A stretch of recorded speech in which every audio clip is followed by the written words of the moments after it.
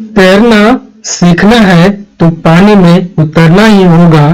किनारे बैठकर कोई गोताखोर नहीं होता। सफलता पानी है तो तपना होगा। बिना तपे सफलता का मोहताज नहीं होता। नमस्कार दोस्तों, मैं प्रकाश रघुवा स्टडी में आपका स्वागत करता हूं। यह क्लास उन सभी तमाम विद्यार्थियों के लिए है जो JCC CGL, excise constable, intermediate, railway, SSC की तैयारी कर रहे हैं और जहां भी साइंस का क्वेश्चन आता है उन सभी विद्यार्थियों के लिए यह क्वेश्चन या क्लास बहुत ही लाभदायक है। तो चलिए हम लोग अपने क्लास को स्टार्ट करते हैं दोस्तों। तो चलिए, आपके स्क्रीन पर दिख रहा होगा क्वेश्चन जो विभिन्न प्रतियोगिता परीक्षा में पूछे गए हैं और इस तरह के क्वेश्चन आते हैं। तो चलिए हम लोग क्वेश्चन को लगाते हैं। वातावरण में नमी के मात्रा के कारण डैश एक जगह की नमी को इंगित करता है। वर्षा, मौसम, तापमान, नमी। चलिए बताइए दोस्तों। तो चलिए इसका जो सही उत्तर जाएगा दोस्तों नमी हो जाएगा। वातावरण में कोई भी वातावरण है तो वहां पर नमी बनाना है। तो नमी बनाना है तो नमी मतलब पानी, वाटर को वहां पर मॉइस्चर करना है तो नमी होना ही चाहिए, पानी होना ही चाहिए। तो इसका जो सही उत्तर जाएगा दोस्तों ऑप्शन नंबर डी। हमारे सौर मंडल का सबसे तेज घूर्णन ग्रह है। हमारे सौर मंडल में सबसे तेजी से कौन घूमता है आपको बताना है। चलिए बताइए। शनि, बृहस्पति, पृथ्वी, मंगल। चलिए बताइए दोस्तों। तो चलिए इसका जो सही उत्तर जाएगा दोस्तों ऑप्शन नंबर बी, बृहस्पति। पूछा क्वेश्चन कि जो घूर्णन काल होता है वो किसका सबसे ज्यादा है। तो बता दें दोस्तों, जो घूर्णन होता है कोई भी ग्रह है वो अपने के परिता, अपने के चारों ओर अपने जिस गति से घूमता है वो क्या कहलाता है, उसकी घूर्णन गति कहलाता है। यदि कोई ग्रह है, यदि कोई सूर्य के परिता कोई वस्तु के घूमता है, कोई ग्रह घूमता है तो उसे क्या कहते हैं, परिक्रमा कहते हैं। और यदि कोई वस्तु अपने अक्ष के परिता ही घूमता है तो उसे घूर्णन कहा जाता है। तो सबसे ज्यादा जो घूर्णन काल है, सबसे जो तेज जो घूर्णन काल जो सबसे ज्यादा तेजी से घूमता है वो कौन है, बृहस्पति है। बेसाल्ट डैश एक उदाहरण है। अग्नेय चट्टान, रूपांतरित चट्टान, ग्रेनाइट और सारी चट्टान। चलिए बताइए दोस्तों। तो इसका जो सही उत्तर जाएगा ऑप्शन नंबर ये, अग्नेय चट्टान। अग्नेय चट्टान आपको बता दें कि जो पृथ्वी है, ये पृथ्वी है और ये पृथ्वी से अंदर से जो निकलने वाली लावा, मैग्मा के कारण जो पहली अवस्था, जमाव जो पहली अवस्था होती है वो क्या होती है, अग्नेय चट्टान। और अग्नेय चट्टान के बाद अवसादी चट्टान और अवसादी चट्टान के बाद फिर रूपांतरित चट्टान के रूप में परिवर्तित होती है। बल जो मांसपेशियों के संकुचन के परिणाम स्वरूप बनता है उसे डैश कहते हैं। मांसपेशियों के संकुचन के उसके दबाव में जो बनता है उसे क्या कहते हैं, चुंबकीय बल, पेशीय बल, मानव बल, गुरुत्वाकर्षण बल। चलिए बताइए दोस्तों। इसका जो सही उत्तर जाएगा ऑप्शन नंबर बी, पेशीय बल। पेशीय बल कोई भी मनुष्य है तो इसका जो हाथ है तो इसमें कोई वस्तु को उठा रहा है तो इसमें जो इसके बल काम करता है, इसका हाथ में जो बल करता है वो क्या होता है, पेशीय बल होता है। गुरुत्वाकर्षण बल होता है दोस्तों कि दो वस्तु के बीच में लगने वाले बल को हम लोग क्या बोलते हैं, गुरुत्वाकर्षण बल बोलते हैं। और गुरुत्वाकर्षण बल होता है, कहता है जी, बड़का जी m1 इंटू m2 बटा rxy, दोनों वस्तुओं के बीच की दूरी का वर्ग का व्युत्क्रमानुपाती होता है और दोनों वस्तुओं के जो द्रव्यमान होता है उसका गुणनफल का समानुपाती। और ये क्या है, जी बराबर, तो ये है गुरुत्वाकर्षण स्थिरांक। इसका वैल्यू जो होता है बड़का जी का वैल्यू 6.67 इंटू 10 टू पावर -11 11। यदि इसका यूनिट की बात करें तो ये हो जाएगा न्यूटन न्यूटन मीटर एक्स वार पर केजी एक्स वार। चलिए अगला क्वेश्चन हम लोग लगाते हैं दोस्तों। डैश नकारात्मक आवेशित कण जो कि नाभिक के चारों ओर पाए जाते हैं। Proton, neutron, electron, atoms. चलिए बताइए दोस्तों।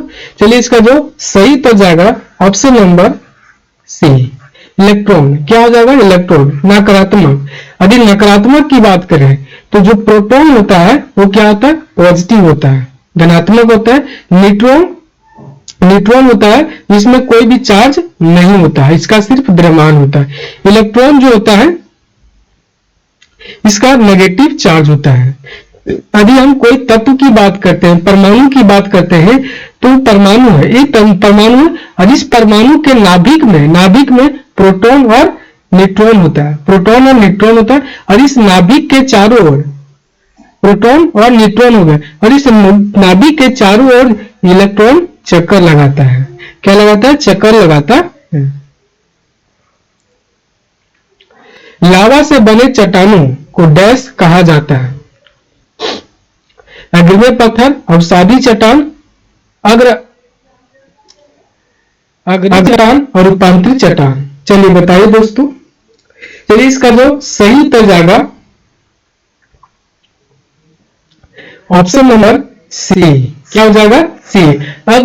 अगारी चट्टान कहा जाता है। जो लावा से बनती है चट्टानें, जो चट्टानें लावा से बनती हैं उन्हें हम लोग क्या कहते हैं? अगारी चट्टान बोलते हैं। जो पहले बनी हुई चट्टानें होती है उसको हम लोग क्या कहते हैं? अग्रगारी चट्टान। और इसी को हम लोग क्या बोलते हैं? अग्नेय चट्टान भी बोलते हैं। आग बुझाने वाले यंत्र डैश गैस से भरे होते हैं। Methane, carbon dioxide, carbon monoxide और सोडियम नाइट्रेट। चलिए बताइए दोस्तों। चलिए इसका जो सही पड़ जाएगा वो ऑप्शन नंबर बी हो जाएगा, कार्बन डाइऑक्साइड। जो आग बुझाने के लिए हम लोग जो प्रयोग करते हैं, देखते हैं कोई भी गांव घर में या शहर में जो किसी का जो ही आग लग जाता है तो ये क्या आता है? बड़का गाड़ी आता है और वो पाइप से एक प्रेशर से हवा देता है और उस हवा में क्या भरा होता है? तो कार्बन डाइऑक्साइड होता है। क्या होता है? कार्बन डाइऑक्साइड होता है।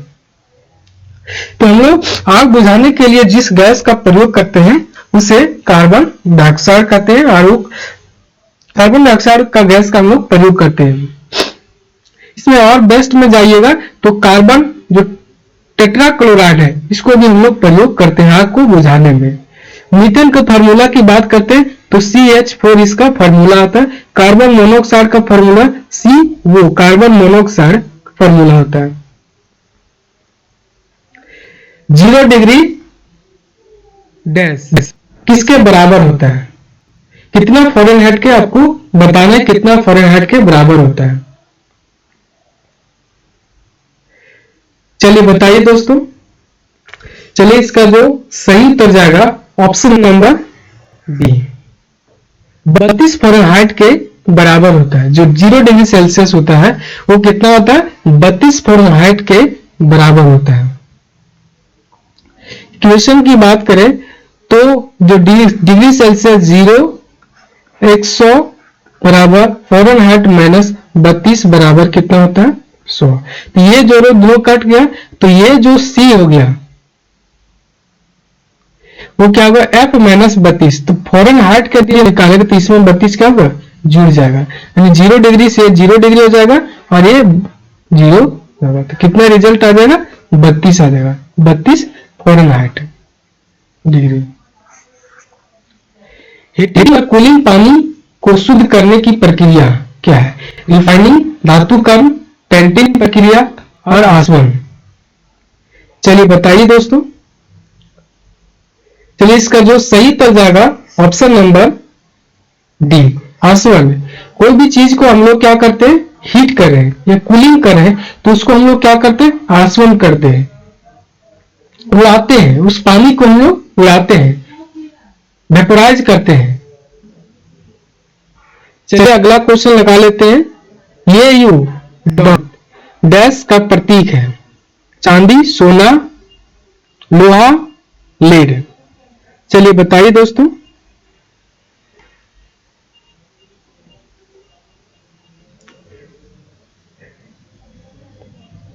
चलिए इसका जो सही उत्तर जाएगा ऑप्शन नंबर बी, सोना का। क्या प्रतीक है? सोना का प्रतीक है। ये जी वो बता दें कि जो सिल्वर का प्रतीक है कितना है? ये यू। लोहा का Fe प्रतीक होता है, केमिकल प्रतीक। लेड Pd लेड का प्रतीक होता है।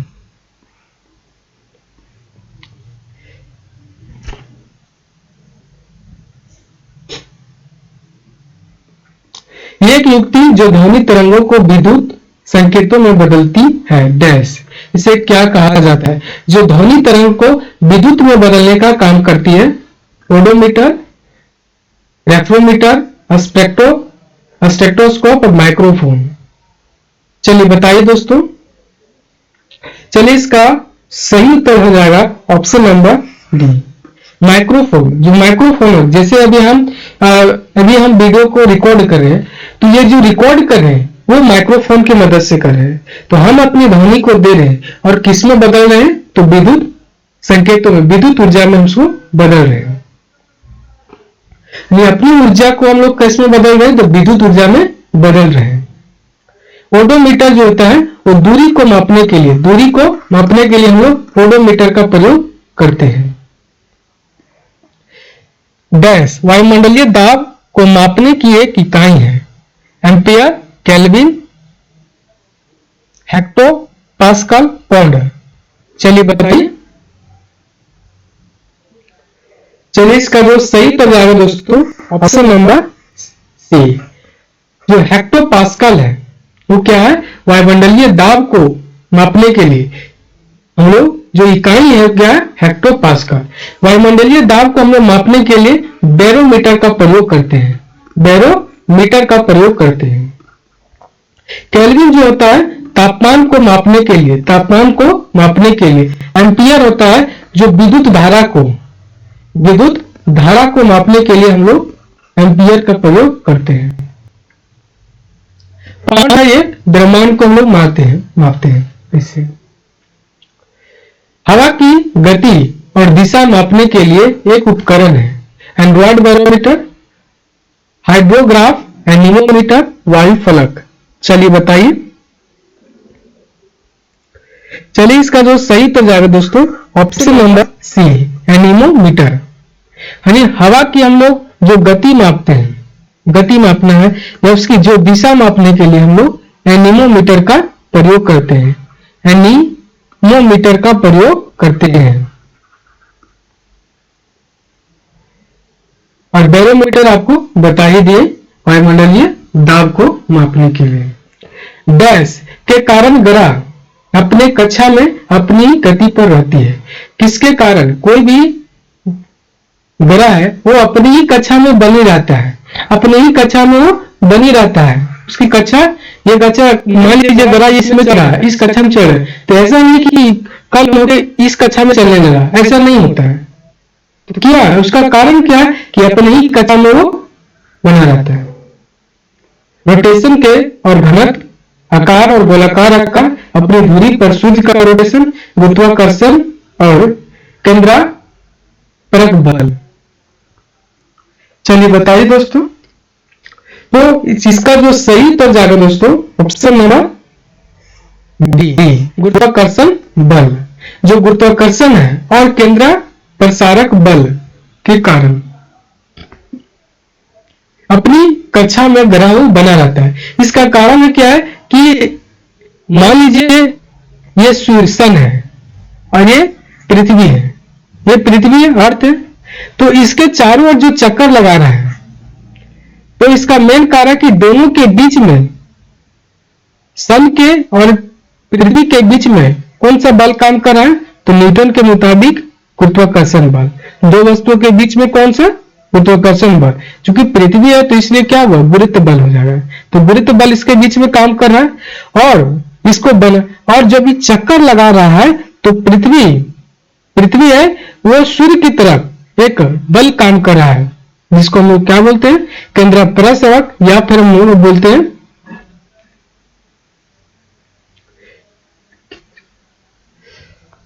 अभिकेंद्रीय बल, यानी केंद्र की ओर जो बल काम करती है अभिकेंद्रीय बल। तो जो अर्थ है वो इसके ओर, सन की ओर जो बल काम कर रहा है वो अभिकेंद्रीय बल हो गया, अभिकेंद्रीय बल। यदि यही बल सूर्य से बाहर की ओर काम करता तो हम लोग क्या बोलते हैं, अपकेंद्रीय बल, अपकेंद्रीय बल, अपकेंद्रीय बल। अपकेंद्रीय बल का हम लोग प्रयोग जैसे दही मक्खन निकालने के लिए हम लोग प्रयोग करते हैं।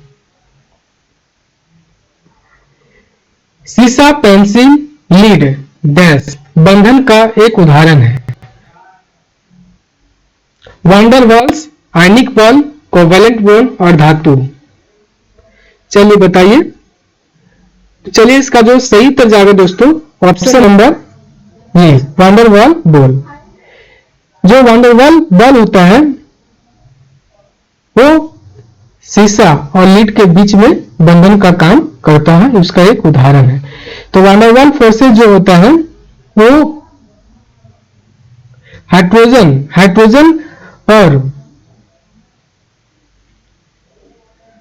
और ऑक्सीजन के बीच में जो बल काम करता है उसको वांडर वाल बल कहते हैं। ऊन एक डैश है, पॉलीमिड, पॉलीमर, नेचुरल पॉलीमिड, फाइबर। चलिए बताइए दोस्तों ऊन क्या है। चलिए इसका जो सही उत्तर जाएगा option number C, natural polymer है। क्या है, नेचुरल पॉलीमर है। ऊन जो है वो क्या है, तो नेचुरल पॉलीमर है। ऊन हम लोग जानते हैं कि भेड़ से हम लोग ऊन को प्राप्त करते हैं। एक ही परमाणु संख्या वाले तत्व लेकिन भिन्न द्रव्यमान वाले संख्या को कहा जाता है isobar, isotope, atomic numbers, nucleus. चलिए बताइए दोस्तों, अभी भार बोला है, द्रव्यमान बोला है, भार यानी भार, द्रव्यमान, तो इसका क्या हो जाएगा, बार हो जाएगा, ऐसो बार, ऐसो बार, भार, ऐसो बार बोले या भार बोले। लेकिन विभिन्न द्रव्यमान संख्याओं को कहा जाता है। एक ही परमाणु संख्या, सॉरी परमाणु संख्या एक ही बोल रहा है। अच्छा, परमाणु संख्या जब एक बोल रहा है तो क्या हो जाएगा, टोप्स हो जाएगा, टोप्स। लेकिन द्रव्यमान संख्या जब क्या हो, बराबर हो, द्रव्यमान बराबर हो, द्रव्यमान जब बराबर हो तो उसको हम लोग क्या बोलते हैं, यानी दो तत्व के जब द्रव्यमान बराबर होते हैं तो उसको हम लोग क्या बोलते हैं, द्रव्यमान। यानी कि द्रव्यमान संख्या जो तत्व के, दो तत्व के द्रव्यमान संख्या बराबर हो तो ऐसो बार बोले, और दो तत्व का द्रव्यमान संख्या क्या हो, द्रव्यमान संख्या भिन्न हो लेकिन परमाणु संख्या समान हो तो उसे हमको परमाणु संख्या, उसको आइसोटोप्स कहेंगे। एटॉमिक नंबर्स जो होता है वो क्या होता है, प्रोटॉन संख्या, प्रोटॉन की संख्या, प्रोटॉन संख्या एटॉमिक नंबर, या फिर हम बोले तो न्यूट्रल इलेक्ट्रॉन। न्यूक्लियस आप जान ही रहे, ये तत्व है, परमाणु है, और इसके जो केंद्र में प्रोटॉन और न्यूट्रॉन होता है। और कहां पर होता है, तो न्यूक्लियस में होता है। टरबाइन दोहन से गैस, इसे विद्युत ऊर्जा में बदला जाता है। मशीन ऊर्जा, आंतरिक ऊर्जा, मैनुअल ऊर्जा और मोशन एनर्जी। चलिए बताइए दोस्तों, तो चलिए इसका सही उत्तर जाएगा ऑप्शन नंबर बी, आंतरिक ऊर्जा में बदलने का काम करता है। टरबाइन है, इसमें भी हम बिजली जो अपने घरों में बिजली हमारी आती है वो क्या करता है, तो वो आंतरिक ऊर्जा को क्या करता है, विद्युत ऊर्जा में बदलने का काम करता है। मान लीजिए आप मेथड डैम की बात करते हैं या तिलैया डैम की बात, तो वहां पर क्या लगा हुआ है, टरबाइन लगा हुआ है, ऊपर से पानी को गिराया जाता है, यानी कि आंतरिक ऊर्जा को, और यहां से बिजली को पैदा किया जाता है, इस तरह से ऊर्जा को निकाला जाता है। तो क्या किया, ये आंतरिक ऊर्जा को विद्युत ऊर्जा में बदलने का काम किया। डैश सरल सुगंधित हाइड्रोकार्बन है C6H6, C7H8, C4H8, CH4। चलिए बताइए दोस्तों। चलिए इसका जो सही उत्तर जाएगा ऑप्शन नंबर ए, जो सरल सुगंधित। ये क्या है, ये तो केमिकल फॉर्मूला है और इसका नाम क्या है, बेंजीन है। क्या है, बेंजीन, बेंजीन, इसी को बेंजीन कहते हैं। और CH4 क्या है, मीथेन है, मीथेन, मीथेन।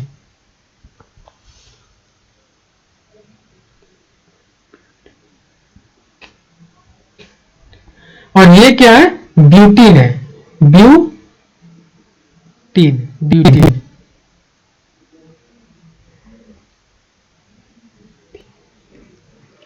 वातावरण की निम्नतम परत को कहा जाता है, ट्रोपोस्फेयर, स्ट्रेटोस्फेयर, मेसोस्फेयर, थर्मोस्फेयर। चलिए बताइए दोस्तों। चलिए इसका जो सही उत्तर जाएगा ऑप्शन नंबर ये, जो ट्रोपोस्फेयर कहा जाता है, जो वातावरण है उसको ट्रोपोस्फेयर कहा जाता है।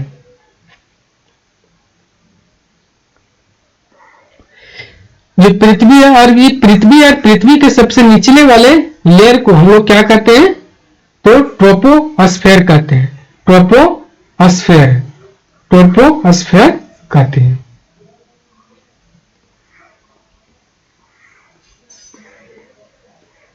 डैश दांतों की सुरक्षा करता है, रूट, क्राउन, इनेमेल, डेंटिन। आपको बताना है। तो चलिए बताइए दोस्तों, इसका आंसर क्या हो जाएगा। चलिए इसका जो सही उत्तर जाएगा ऑप्शन नंबर सी, इनामेल।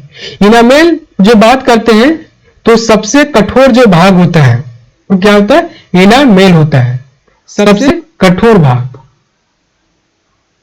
क्या है, कठोर, इनामेल होता है। सबसे अगला क्वेश्चन लगा लेते हैं हम लोग। विरोध बल की समान कार्रवाई के कारण संतुलित की स्थिति को डैश कहते हैं, म्यूटालिज्म, प्रीडेशन, न्यूट्रल, इक्विलिब्रियम। चलिए बताइए दोस्तों। चलिए इसका जो सही उत्तर जाएगा इक्विलिब्रियम। विरोध बल की समान कार्रवाई के कारण जो संतुलित की अवस्था होती है वो क्या होती है, इक्विलिब्रियम होता है। मान लीजिए आप एक वस्तु है पर क्या लगा रहे हैं, बल लगा रहे हैं। अब इस वस्तु पर हम बल लगा रहे हैं और ये भी वस्तु क्या लगा रहे हैं, बल लगा रहे हैं। कैसे, तो न्यूटन के थर्ड लॉ के मुताबिक, न्यूटन के गति के तीसरे नियम के मुताबिक, न्यूटन के तीसरे नियम के मुताबिक कि ये जानते हैं कि क्रिया के प्रति प्रतिक्रिया, हम इस पर बल लगा रहे हैं, ये भी हम पर बल लगा, तो एक ऐसी जगह होगा जहां पर दोनों को क्या होगा, अस्थिर हो जाएगा। न इसका बल काम करेगा न इसका बल काम करेगा, यानी दोनों का बल क्या होगा, अस्थिर हो गया है। इस अवस्था को हम लोग क्या बोलते हैं, इक्विलिब्रियम कहते हैं। एक डैश सर्किट में करंट समान होता है, समांतर, खुला, श्रृंखला, जगह। तो इन दोनों में तुमको विचार नहीं करना है, विचार करना है इस पर और इस पर। तो हमको करंट की बात कर रहा है, तो करंट की जब बात करते हैं तो इसका जो सही उत्तर जाएगा दोस्तों ऑप्शन नंबर क्या हो जाएगा, सी, श्रृंखला। श्रृंखला में क्या होती है कि जो करंट होती है वो क्या होती है, समान होता है।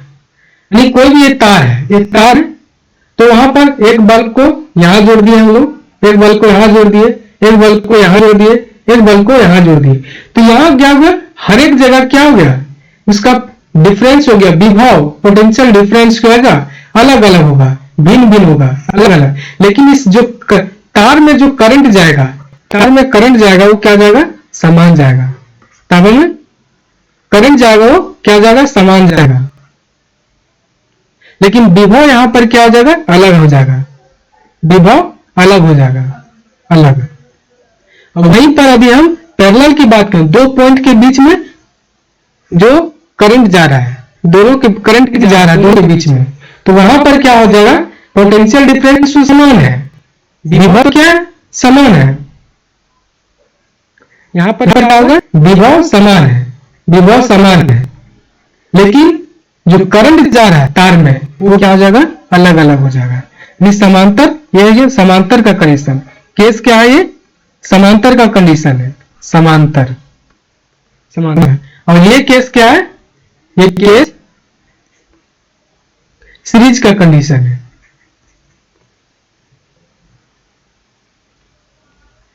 एक फॉर्मूला होता है दोस्तों करंट का, I बराबर वी आर।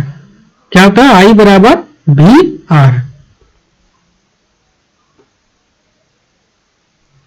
यानी कि I is directly proportional to V।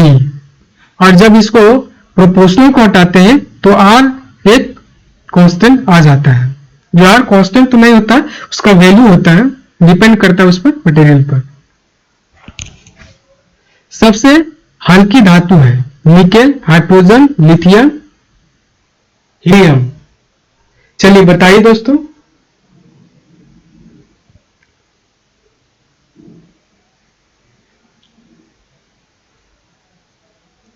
चलिए इसका जो सही उत्तर जाएगा,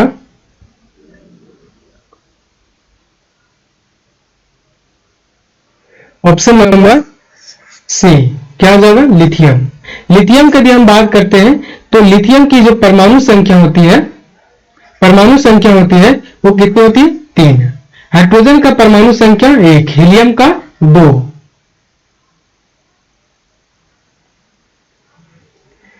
पीएच का पूर्ण प्रपत्र है potential of helium, protein of hydrogen, power of hydrogen, potential of hydrogen.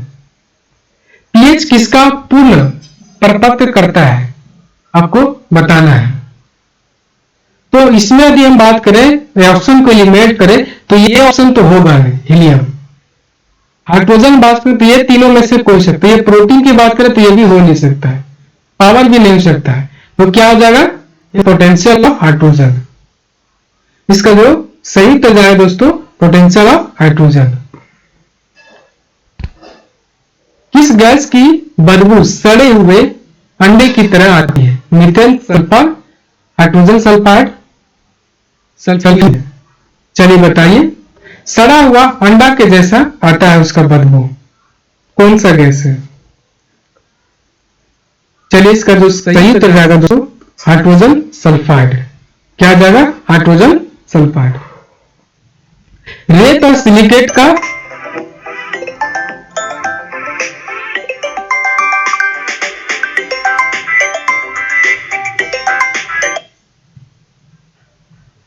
रेत और सिलिकेट का मिश्रण पूछ रहा है, तो आपको बताना है कि इसका आंसर क्या हो जाएगा।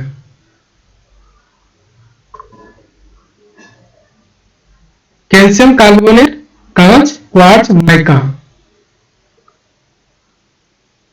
बताइए। चलिए इसका जो सही उत्तर जाएगा ऑप्शन नंबर बी। कांच जो होता है वो रेत और सिलिकेट का ही बना होता है। क्वेश्चन नंबर देख लेते हैं, अगला क्वेश्चन। जो शुष्क बर्फ डैश एक उदाहरण है, नीचे वाष्पीकरण, उच्च बनाने की प्रक्रिया और संक्षेपण। चलिए बताइए। चलिए इसका जो सही उत्तर जाएगा दोस्तों वो हो जाएगा ऑप्शन नंबर सी, उच्च बनाने की क्रिया। जो शुष्क बर्फ है वो क्या है, उच्च बनाने की एक क्या है, एक उदाहरण है। डैश अवसादी संरक्षित होता है, मेल तलछट के सूखने और अनुबंध होने से, दरारें, क्रॉस विस्तार, मुदक्रेट्स, लहर निशान। चलिए बताइए दोस्तों। चलिए इसका जो सही उत्तर जाएगा ऑप्शन नंबर सी, मुद केकस क्रेकस।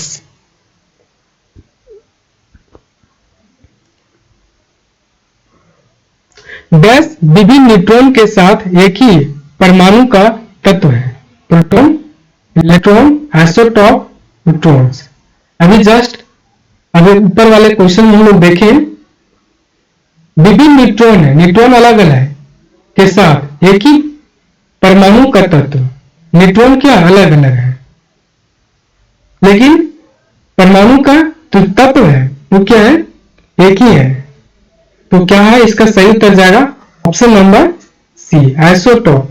यानी वैसे तत्व जिसके परमाणु संख्या समान होते हैं, लेकिन उसका जो परमाणु द्रव कहिए, परमाणु न्यूट्रॉन कहिए, क्या भिन्न होता है, लेकिन समान क्या होता है, समान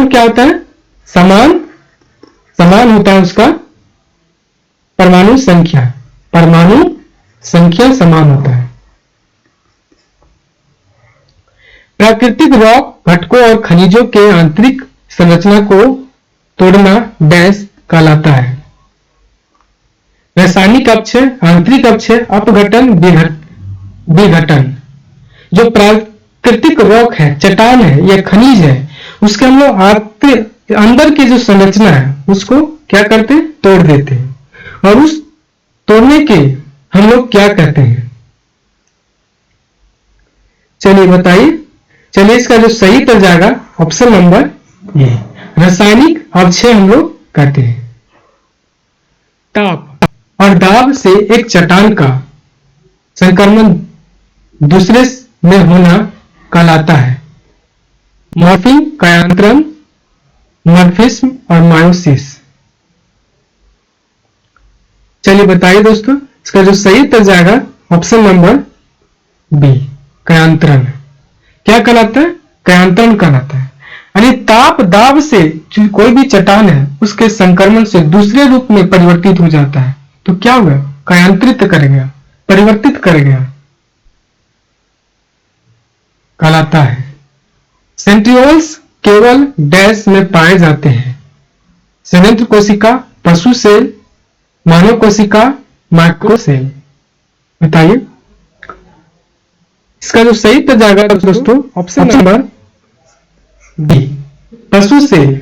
जो पशु कोशिका होता है, डीएनए होता है, और डीएनए का ही एक भाग है क्या, सेंट्रियोल्स। और डीएनए में ही सेंट्रियोल्स क्या होता है, पाया जाता है, सेंट्रियोल्स पाया जाता है। क्वेश्चन नंबर देख लेते हैं। डैश एक सार्वभौमिक विलायक है। अल्कोहल, मिथाइल एसीटेट, पानी, पेट्रोल। बताइए। चलिए इसका जो सही उत्तर जाएगा ऑप्शन नंबर सी, सार्वभौमिक की बात करें, जो यूनिवर्सल है कि ये उसमें मिलेगा। एक्सेप्शन बहुत है कि पानी में कुछ चीजें नहीं मिलती है। जैसे पानी में हम तेल के डाल देते हैं तो क्या उसमें मिलता है, नहीं मिलता। तो कुछ चीजें जो होता है साइंस में एक्सेप्शन लेकर चला है, लेकिन लगभग चीजों में कौन वैलिड होता है, पानी होता है। चाय का वनस्पति नाम है dash, Oryza, sativa, Solanum, melongena, Allium cepa, Camellia sinensis. चलिए बताइए दोस्तों। चलिए इसका जो सही उत्तर जाएगा option number D, Camellia sinensis. क्या हो जाएगा, कैमेलिया सिनेसिस। जो चाय है उसका बॉटनिकल नेम होता है, क्या है, कैमेलिया सिनेसिस। गेहूं का जो बॉटनिकल नेम होता है वो क्या होता है, ओरेजा सटाइवा। सोलोनम मेलोनेसिस का क्या होता है, आलू का होता है। परिपक्व बीज और कंद के ग्रेन्यूल्स में पाया जाने वाला प्रोटीन डैश, वे प्रोटीन, अनुरोमिन प्रोटीन और कैसीन प्रोटीन, सोया प्रोटीन। चलिए बताइए दोस्तों। चलिए इसका जो सही तो जाएगा option number B, aleuronic protein. God particles को डैश भी कहा जाता है, Higgs boson, Higgs good particles या हिग्स बोसोन्स। गॉड पार्टिकल्स को क्या कहा जाता है आपको बताना है। चलिए इसका जो सही उत्तर जाएगा दोस्तों ऑप्शन नंबर डी, क्या कहा जाता है, हिग्स बोसोन्स। जो गॉड पार्टिकल होता है तो हिग्स बोसोन कहा जाता है।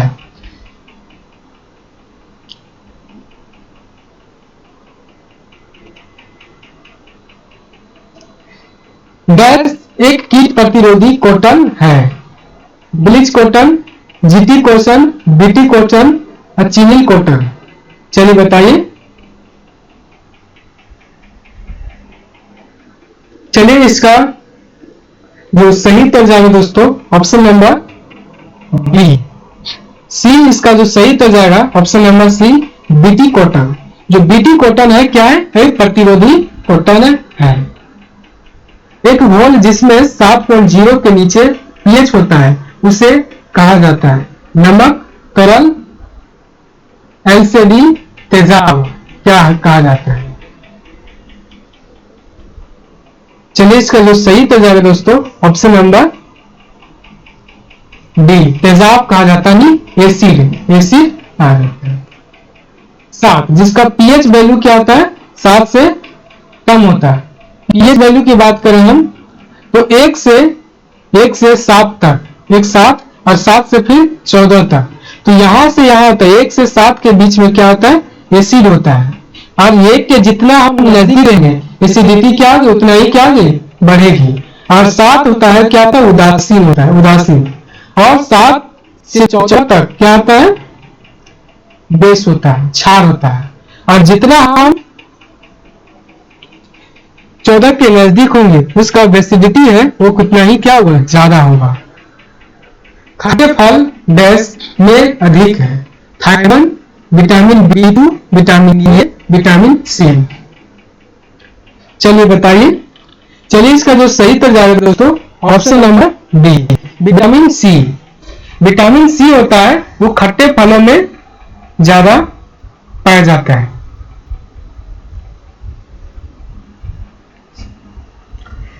तो चलिए आज का जो क्वेश्चन है, आज हम लोग क्लास जो सेशन है आज का यहीं पर समाप्त करते हैं।